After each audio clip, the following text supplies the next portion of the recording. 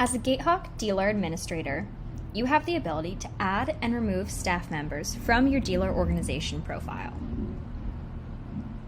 This video will walk you through how to edit, add, and delete staff members from your dealer organization.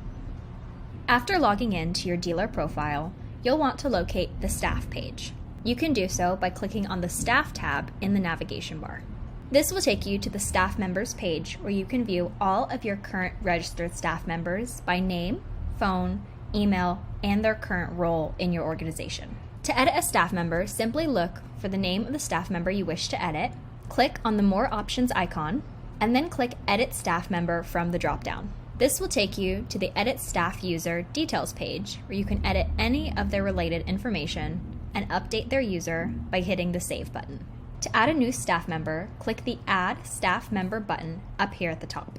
You'll be redirected to the Add Staff Member form. Here, you will need to enter all the staff members' details before hitting Save. After entering the staff member's name, phone number, and email address, you'll want to determine their role in your organization. Currently, you can select between admin permissions and staff member permissions. Admin permissions allows the user to make edits throughout the dealer portal.